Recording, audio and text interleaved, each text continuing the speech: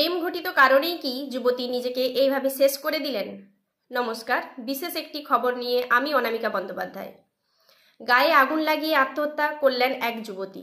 ওই যুবতীর নাম দেবলীনা ঘোষ। 18 বছর বয়স। চন্দ্রকোনা থানার ভগবন্তপুরে বাড়ি। আজ দুপুরে তিনি গায়ে আগুন লাগিয়ে আত্মহত্যা করেন। পুলিশ ও স্থানীয় সূত্রে জানা গিয়েছে, যুবতী যে রুমে থাকতেন আজ দুপুরে সেই রুম থেকে হঠাৎই ধোঁয়া বের হতে শুরু করে। বাড়ির লোকেরা গিয়ে দেখেন যুবতীর দেহের পোশাক দাউ দাউ করে জ্বলছে। কোনো রকমে আগুন নিভিয়ে চন্দ্রকোনা গ্রামীণ হাসপাতালে নিয়ে এলে চিকিৎসকেরা তাকে মৃত বলে ঘোষণা করেন।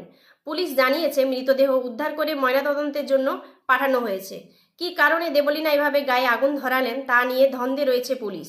তবে প্রেম ঘটিত কারণে এই পরিণতি হওয়ার বিষয়টি পুলিশ উড়িয়ে দিচ্ছে না। নমস্কার। মমতা বন্দ্যোপাধ্যায়ের লক্ষ্মীর ভাণ্ডারের অর্থ দ্বিগুণ করে দেওয়ার পরে আনন্দে আত্মহারা বাংলার মহিলারা।